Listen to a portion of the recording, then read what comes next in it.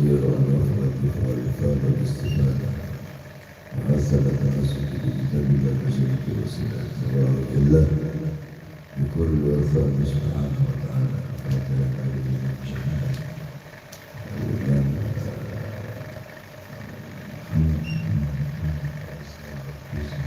فاتحة.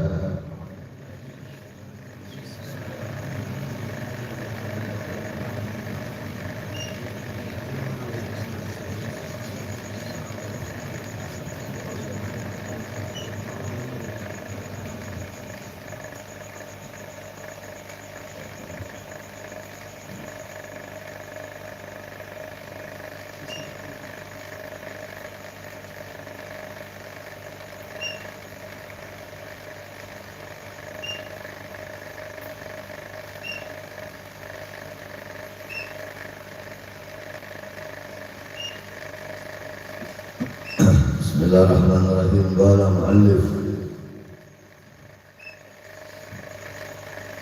wakila yang dikatakan alim ilmaka man yajhal wa ta'allam mimman ya'lam ma tajhal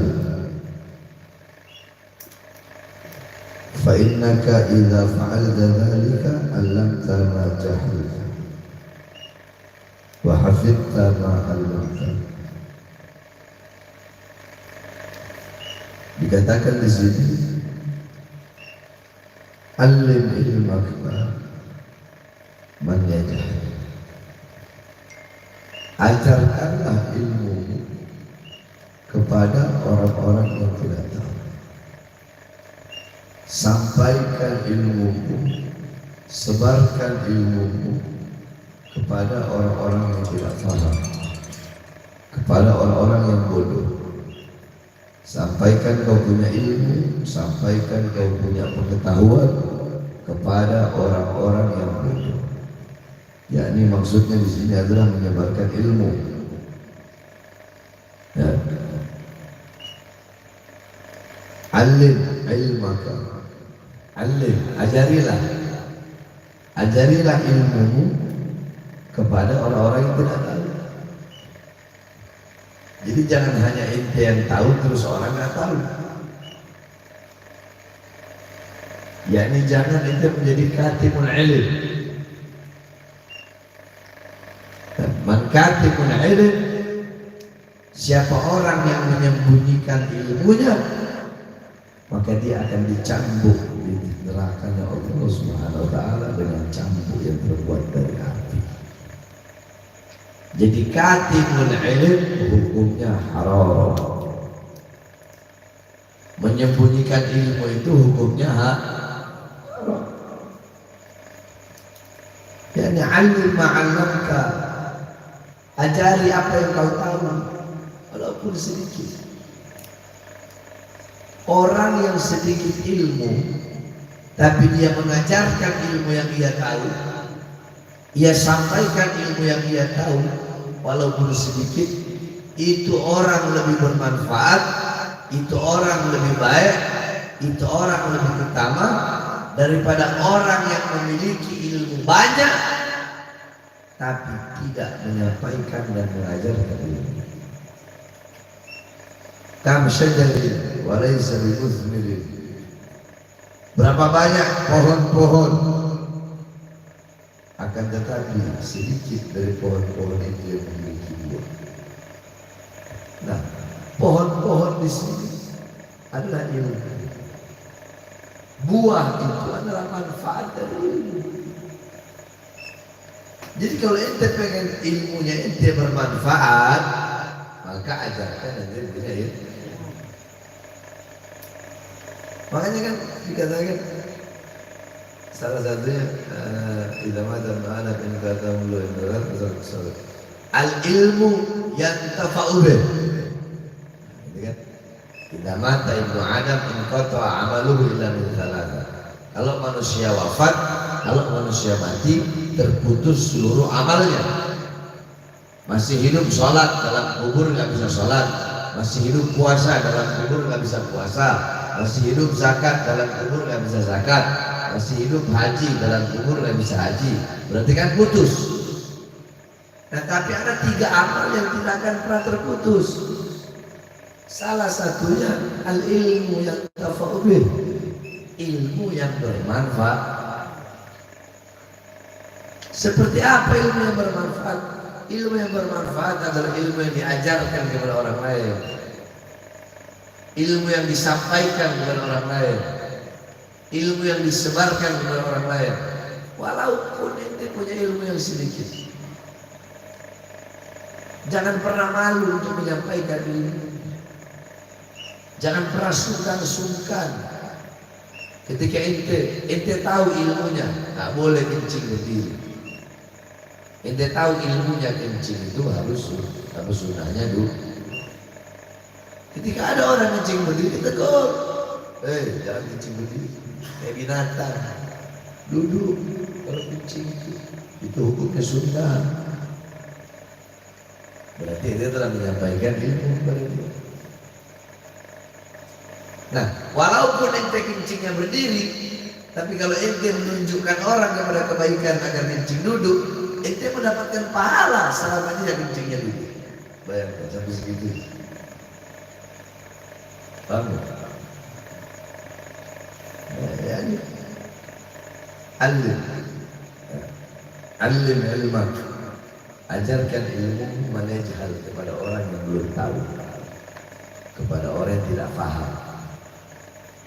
Tetapi jangan mengajarinya ngajar yang sok-sokan, ngajar asal-asalan, jangan. Ya ini kalau wasiat dari saya punya guru dulu begini. Ya Bahar, alim ma'allamta, ajarilah apa-apa yang engkau tahu. Amma ma'lam ta'lam la tu'allim, adapun yang engkau tidak tahu, jangan pernah engkau ajari. Wa idza su'ilta 'anil mas'alah wa anta lam ta'lam faqul wallahu a'lam. Wasiat guru saya. Dan kalau ente dikasih pertanyaan, dilemparkan pertanyaan, kemudian ente tidak bisa menjawab pertanyaan itu, ente nggak tahu jawabannya, maka ente jawab wallahu a'lam, atau jawab la adri, aku tidak tahu. Karena jawaban aku tidak tahu itu tidak akan menurunkan derajat orang yang berilmu tersebut. Justru ketika orang ditanya suatu permasalahan ilmu, kemudian dia tidak tahu dan dia jawab tidak tahu, itu menunjukkan tinggi dan derajatnya ilmunya dia. Karena nggak sembarangan ya. Tawarruk, berhati-hati. Anil futya, di dalam berfatwa, di dalam berpendapat. Nah, kayak orang sekarang, semua pertanyaan dijawab. Kalau kata Imam Malik, kalau ada orang yang menjawab semua pertanyaan dia jawab, junun, itu orang-orang gila. Coba, nanti kalau ngomong orang gila, coba tanya, pasti dia jawab. Itu mau tanya apapun dijawab sama orang gila. Jadi alim ilmak, ajari ilmu kepada orang-orang yang tidak tahu, kepada orang-orang yang bodoh, tetapi ilmu-ilmu yang engkau ketahui. Amma malam ta'lam, adapun ilmu yang tidak kau tahu, jangan kau ajari. Kalau tidak tahu ya udah, jangan. Ajari yang kita tahu aja, walaupun sedikit. Udah bilang, menyampaikan ilmu, mengajarkan ilmu, walaupun sedikit, itu lebih bernilai, lebih berharga, lebih utama daripada orang yang banyak ilmunya tapi tidak menyampaikan, menyebarkan dan mengajarkan ilmu. Nah, orang yang nuntut ilmu apa? Orang yang ngaji apa? Orang yang ngaji linashri da'wah wa li khidmatil Islam wal muslimin liuzilul jahal, untuk menghilangkan kebodohan. Ini kan niat ta'lim kan ada di kitab ta'lim. Niat-niat yang baik dalam menuntut ilmu. Salah satunya untuk menghilangkan kebodohan. Makanya ajari, walaupun itu punya ilmu dikit, walaupun itu cuma hafal 2 hadis, 3 hadis, ajari itu terus. Ketika ente mengajarkan kepada satu orang, orang itu mengajarkan kepada orang yang lain mengajarkan kepada orang yang lain, ilmu ente bermanfaat, ilmu ente berbuah sampai ente mati, pahalanya bakal terus mengalir sampai datangnya hari kiamat.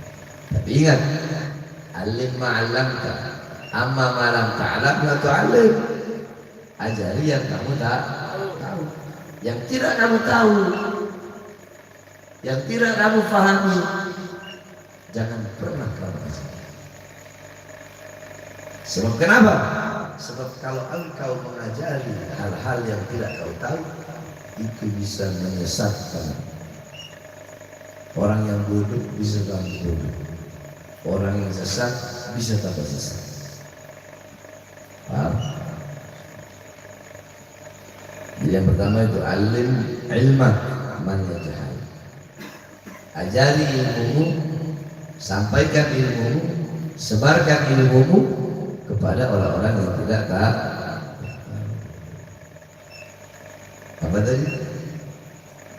Mengajarkan ilmu, menyampaikan ilmu, menyebarkan ilmu kepada orang yang tidak tahu, walaupun sedikit, itu lebih utama daripada orang yang punya ilmu banyak tapi katibul ilm, menyembunyikan ilmu, tidak mau menyampaikan ilmunya, tidak mau mengajarkan ilmunya, tidak mau menyampaikan ilmunya.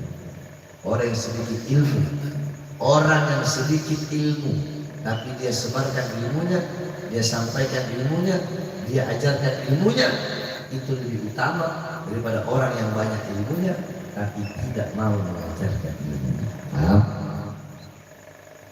Terus, wa tu'allim mimman ya'lam ma tajhal. Dan belajarlah engkau kepada orang yang lebih pintar dari engkau. Belajarlah engkau hal-hal yang belum kau ketahui.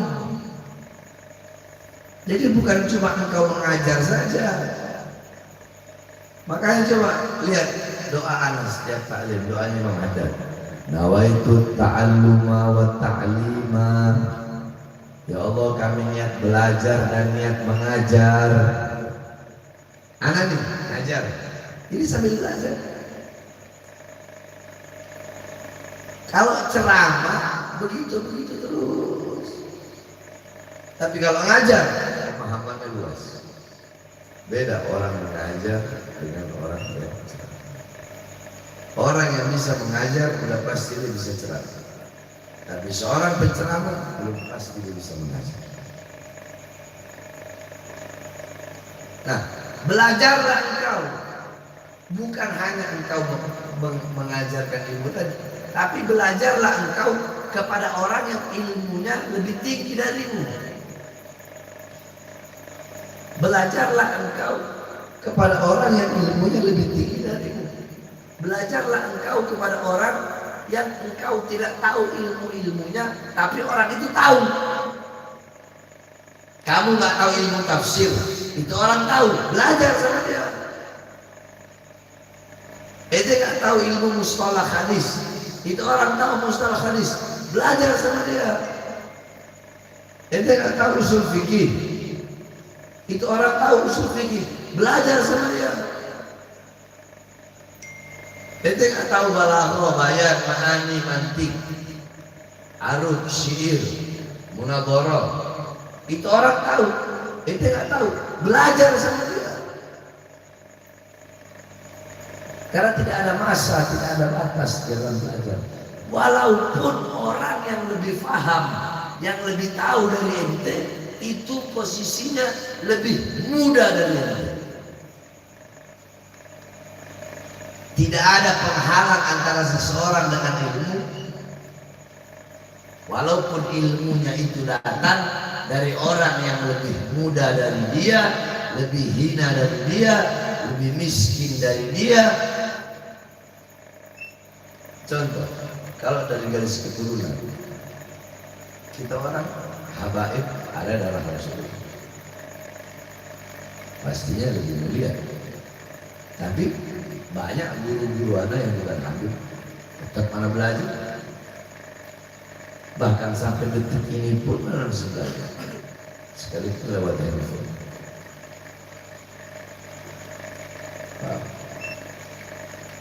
Jadi belajar. Tidak ada Habib sampai kapan saya harus belajar? Selama kamu hidup, selama itu kamu harus belajar.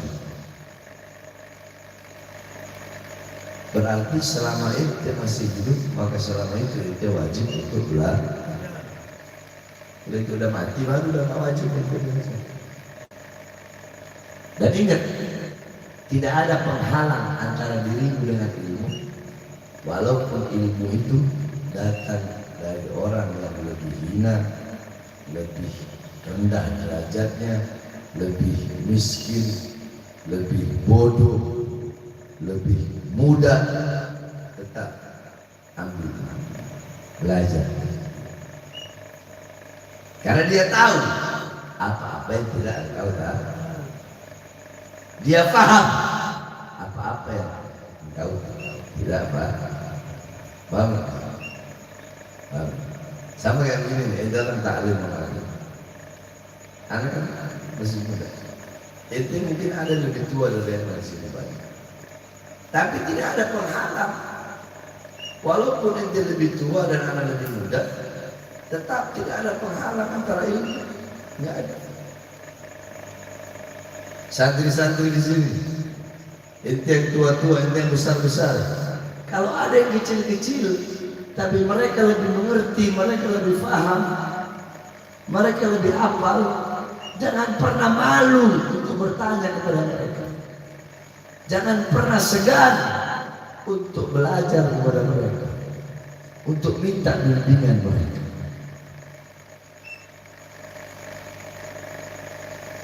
Paham?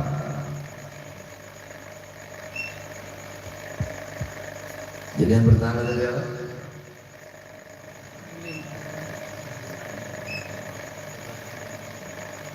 Alim ilman man yajhal. Ajarkan ilmumu kepada orang-orang yang tidak tahu. Orang yang ajarkan ilmumu kepada orang-orang yang tidak tahu. Orang yang memiliki ilmu yang sedikit, ini yang dimasukkan ke otak itu. Orang yang punya ilmu sedikit, tetapi kalau dia ajarkan, dia sampaikan, dia sebarkan, maka orang itu lebih berharga, lebih bernilai, lebih utama daripada orang yang punya ilmu banyak, tapi nggak mau mengajarkan, menyebarkan, dan menyampaikan, alias katibul hidup. Itu. Nah, yang kedua, belajar. Belajarlah kepada orang yang lebih pintar darimu. Belajarlah kepada orang yang lebih pintar darimu. Belajarlah kepada orang yang dimana engkau tidak tahu akan ilmu tersebut. Jangankan kita orang bodoh. Abuya As-Sayyid Al-Habib Muhammad bin Ali Al-Madini, apa kata beliau? Sampai sekarang aku masih mencari orang yang mau mengajariku ilmu. Padahal keilmuan beliau luar biasa. Karena tidak ada masa, tidak ada waktu. Masa, waktu, penyampaian tidak ada dalam menuntut ilmu tidak ada. Jangan pernah engkau merasa sampai di dalam menuntut ilmu. Paham? Oh, ilmu udah cukup. Ingat, barang siapa yang merasa dirinya telah sampai, maka dia telah merusak permulaan. Barang siapa yang merasa dirinya telah sampai, maka dia telah merusak permulaan. Contoh, ente mondok 10 tahun.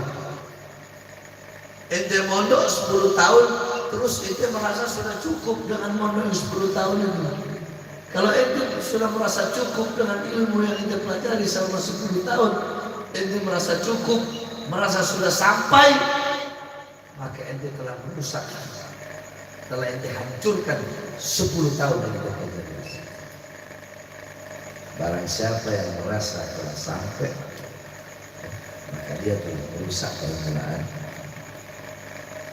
Ingat, belajar, ya, mempelajari ilmu-ilmu yang tidak ente tahu, ya, kepada siapapun. Ente nggak tahu ilmu tafsir, belajar sampai tahu tafsir. Nggak tahu ilmu falak, belajar sampai tahu ilmu falak. Nggak tahu ilmu mustalah hadis, takhrij hadis, tarjih hadis, ilmu tarjih wa ta'dil, belajar sampai tahu. Perbanyak hidup punya guru. Semakin banyak guru, semakin bagus. Aneh ini nggak kayak ulama-ulama, nggak kayak ustaz lain, nggak kayak habib lain, yang hanya ente harus ngaji sama anak aja, anak nggak gitu. Semakin banyak kau punya guru, semakin banyak ilmu yang kau dapatkan. Karena setiap guru itu memberikan pemahaman yang berbeda-beda. Ya. Setiap guru kan kalau menjelaskan pemahaman yang berbeda-beda. Tidak semua sama. Pemahaman yang kita dapatkan dari anak nggak ada di hadis yang lain. Pemahaman yang ada di hadis yang lain, kiai yang lain nggak kita dapatkan dari anak. Kan begitu. Nah. Dan ingat, tidak ada penghalang antara dirimu dengan ilmu. Walaupun ilmu itu datangnya dari orang yang lebih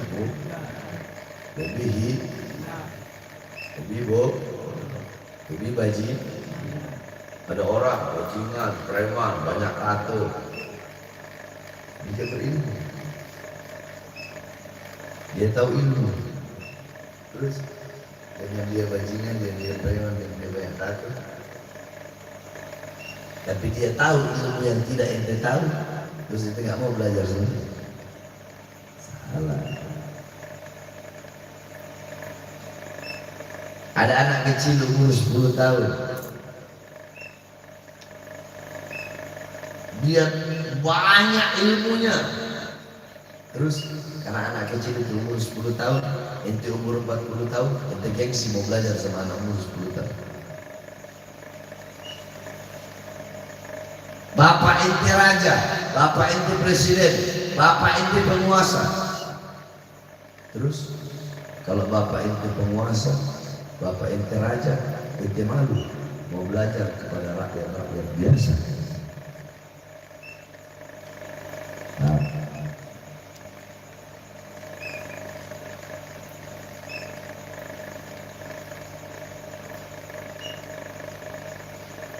Fa'innaka, maka sesungguhnya apabila engkau melakukan hal yang tadi,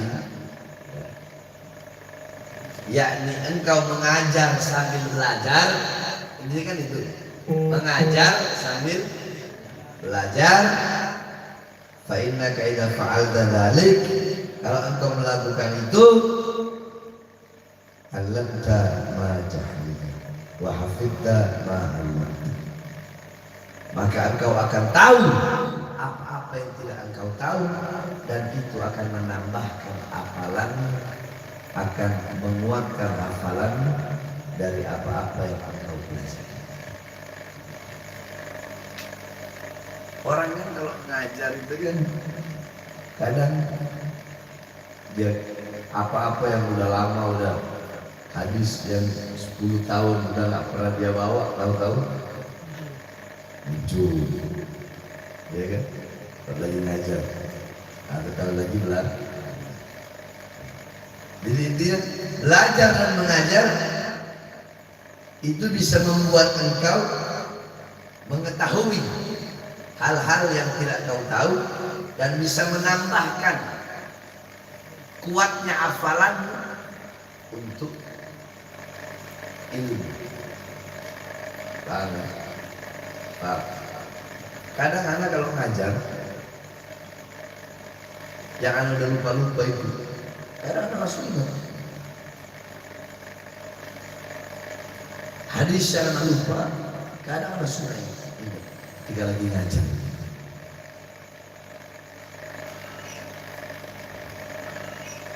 Kadang kisah-kisah tarikh-tarikh yang anak sudah lupa, udah lama dari kecil, dari abahnya anak ceritakan. Kadang kalau anak lagi ngajar gini, terus tahu-tahu nyambung, nah kadang suka ingat. Karena dengan belajar dan mengajar itu bisa menguatkan ingatan, menguatkan pemahaman. Karena kita belajar sambil mengajar. Ente belajar, ente sekarang belajar. Anak mengajar sambil belajar. Ya, Wallahu a'lam. Terakhir, ingat. Ya. Besok itu malam nisfu Sya'ban ya. Besok ya. Nisfu Sya'ban. Besok malam kalau nggak salah. Perhatikan dalam kitab Kutubul Al-Kutub kalangan Abu Thalib Al-Makki dijelaskan para nabi dan para rasul kalau udah masuk malam nisfu Sya'ban, nama kitabnya Kutubul Al-Kutub Kutubul Kutub Abu Thalib Al-Makki. Para nabi dan para rasul kalau udah masuk malam nisfu Sya'ban, maka mereka sangat bersungguh-sungguh di dalam menghidupkan malam nisfu Sya'ban tersebut. Itu nabi, itu rasul, itu para sahabat, itu para tabi'in, itu para tabi'in, orang soleh, para sahabat yang dijamin masuk surga. Tapi begitu masuk malam nisfu Sya'ban, persiapan mereka luar biasa. Di dalam bersungguh-sungguh untuk menghidupkan malam nisfu Sya'ban dengan beribadah kepada Allah Subhanahu. Loh, emang apa sih keutamaan malam nisfu Sya'ban? Kita nggak tahu keutamaan nisfu Sya'ban. Nisfu Sya'ban itu dinamakan Lailatul Bara'ah. Malam nisfu Sya'ban dinamakan Lailatul Bara'ah, malam kesucian, malam pelepasan. Pelepasan dari apa? Kesucian dari apa? Pensucian dari dosa-dosa, pelepasan dari dosa-dosa. Karena kata Rasulullah SAW, barang siapa yang berpuasa pada 15 Sya'ban kemudian malamnya dia hidupkan, maka Allah Subhanahu wa ta'ala turun ke langit bumi dan Allah Subhanahu wa ta'ala memberikan rahmat bagi hamba-hamba yang menghidupkan malam nisfu Sya'ban. Dengan Allah Subhanahu wa ta'ala berkata, hal min mustaghfirin, hal min taibin, hal min talibin. Apakah ada yang meminta ampun? Aku ampuni dosa-dosanya.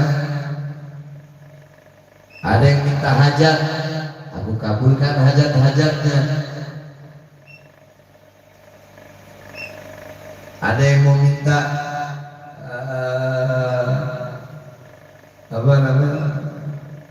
tobat, aku terima tobatnya.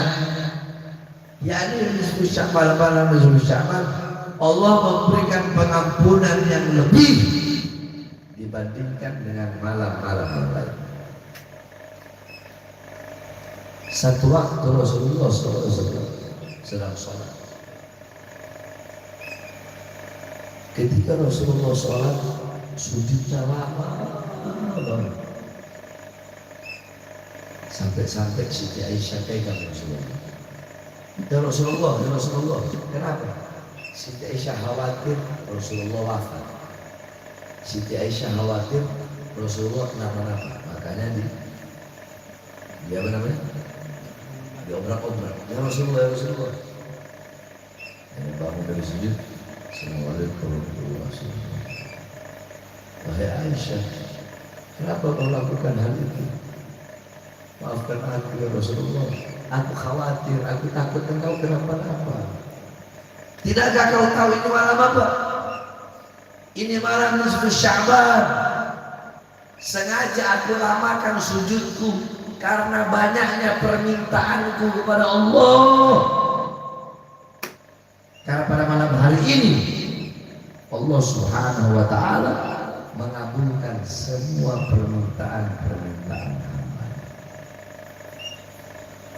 Dan besok malam nisfu Sya'ban, ya, bisa jangan keluar rumah, hidupkan dengan baca Quran, zikir, aurat, ahzab, tartab, ya, baca wirid, minta sama Allah, berbanyak istighfar, minta ampun, minta apa saja minta dunia, minta harta, minta uang, minta apapun yang kau minta kepada Allah.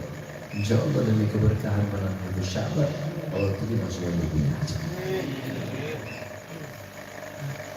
Allah terima semua yang punya permintaan di dalam nisfu Sya'ban yang penuh dengan kemuliaan dan penuh dengan keutamaan. Allahu a'lam. Allah.